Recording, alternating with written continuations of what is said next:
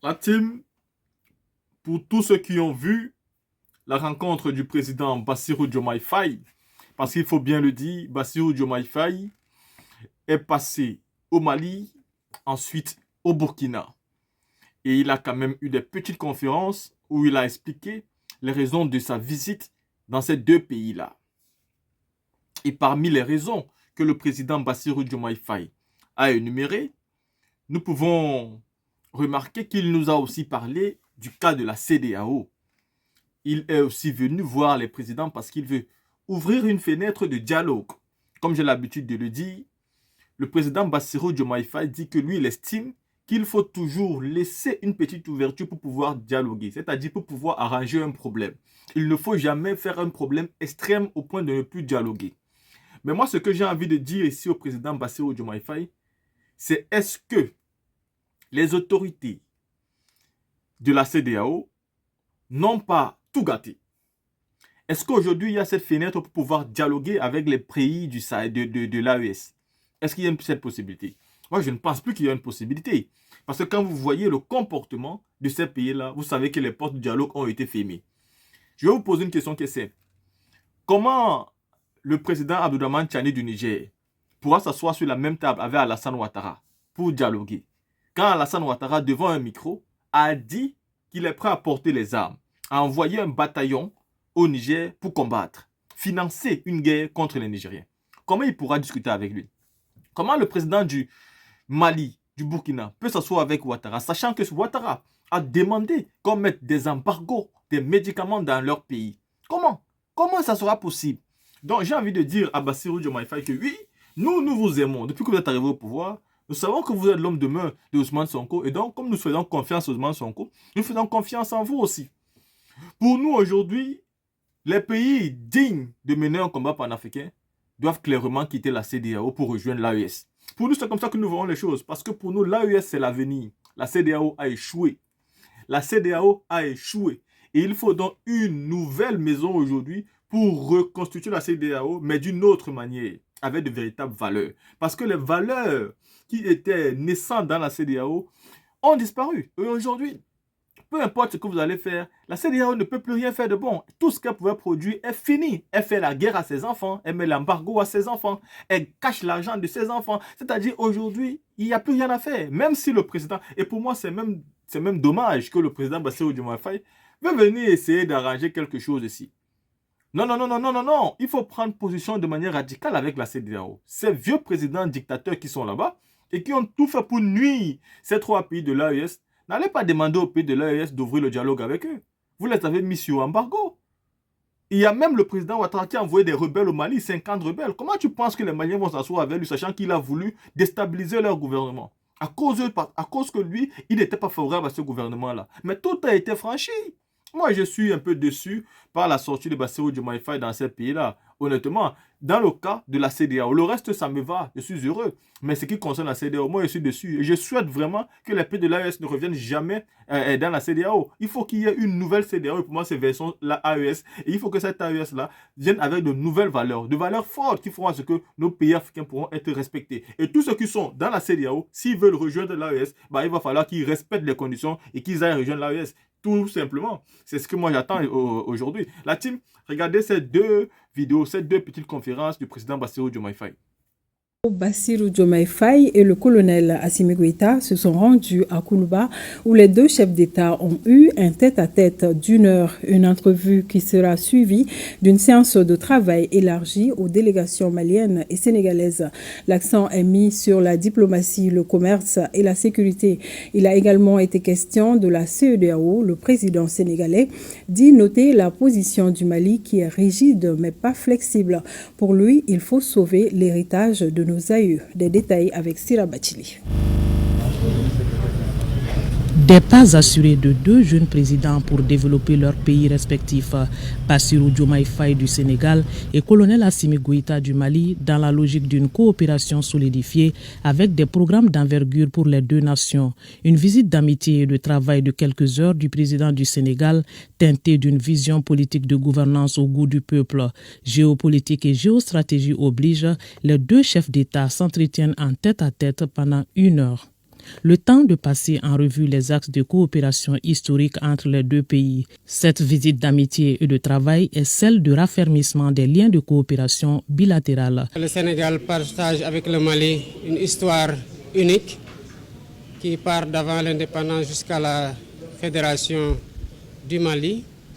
Et je suis venu dans le cadre de la continuité de ces relations que nous voulons renforcer sur le plan diplomatique, sur le plan commercial et sur le plan de la concertation pour la prise en charge de tous les défis que nous partageons en commun, à savoir le terrorisme, la lutte contre les trafics illicites. Et nous avons d'autres défis que nous devons relever ensemble, à savoir les défis écologiques au niveau de la Falémé. Vous savez que nous partageons une ressource précieuse, à savoir l'eau, avec le fleuve OMVS, avec le Mali. Et nous avons d'autres défis communs liés à la prise en charge des aspirations de nos peuples. Vous savez que par l'histoire, la géographie et les liens historiques, le Sénégal entretient des relations privilégiées avec le Mali. Et je suis venu dans ce cadre-là et je me réjouis de l'accueil qui m'a été réservé au Mali ainsi qu'à la délégation qui m'accompagne.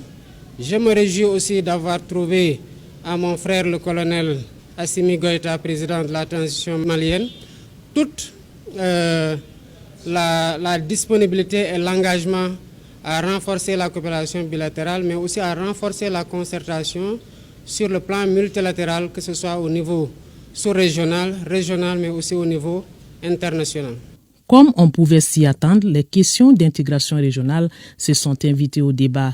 La situation de la CEDEAO est regrettable selon le président sénégalais, mais il faut corriger les impairs. Le président Diomaye Faye et le président Goïta ont échangé là-dessus. Nous avons aussi parlé de la question de la CEDEAO. Comme vous le savez, le Mali est membre des États de l'Alliance du Sahel. Ceux qui ont suivi mes déplacements dans les différents pays de la CEDEAO m'ont entendu prêcher cette bonne parole-là. Je me suis évertué à en échanger longuement avec le colonel. J'ai compris la position malienne qui, quoique rigide, n'est pas totalement inflexible. Nous pensons que nous devons continuer à travailler avec toutes les parties prenantes, ne pas se décourager de trouver des issues heureuses qui nous permettent de renforcer l'intégration, soit en passant par la coopération bilatérale, mais aussi en essayant de corriger les impairs que nous avons notés dans la coopération multilatérale, notamment dans les instances sous-régionales et régionales, et qui nous ont valu cette situation regrettable que nous vivons. Mais nous ne pouvons pas nous résigner à observer un outil d'intégration formidable quand même dans sa conception, dans les résultats qu'il nous a valu et qui a été cité en exemple, c'est désintégrer sans rien faire. Nos aïeux ont laissé un héritage qu'il faut sauver et le président sénégalais d'apprécier la résilience des Maliens, un peuple qui a confiance à ses dirigeants et la politique de gouvernance basée sur le principe de souveraineté. Nous avons un héritage des pères fondateurs qui ont eu une vision qui a été certainement très secouée, qui a été mise à rude épreuve, mais que nous avons aussi la responsabilité de transmettre intact ou en meilleur état. Maintenant, je voudrais ici saluer, pour ce qui est du cas du Mali, la posture de bravoure et de dignité du peuple malien qui, face aux difficultés qui ont été notées sur le plan sécuritaire et par rapport aux sanctions qui ont été infligées, quand même a tenu à garder une ligne directrice qu'elle a essayé de partager pour être comprise, et qui a quand même su se relever. Et nous pensons que nous devons avoir cette solidarité agissante et cette fraternité renouvelée avec le peuple malien pour faire en sorte qu'il puisse sortir très rapidement de cette impasse-là. Et nous voyons les efforts qui sont déployés par le peuple malien à travers des concertations larges qui donnent des résultats. Et nous espérons, en tout cas nous avons foi en la résilience de ce peuple-là pour sortir victorieux très rapidement. Concernant la position du Mali quant à la CEDEAO et celle du Sénégal quant à l'Alliance des pays du Sahel, le président Faye clarifie. Nous ne devons pas nous résigner et dire qu'on ne peut plus rien faire. Il y a des difficultés, il faut parler aux uns et les autres et les comprendre, et à partir du niveau de compréhension et des écarts de position, voir ce qu'il est possible de bâtir à partir du socle qui est existant. Je rectifierai toujours pour dire que je ne suis pas médiateur de la CEDEAO, pas du tout. Je ne suis mandaté par aucune instance de la CEDEAO. Je n'ai jamais siégé à aucune réunion de la CEDEAO.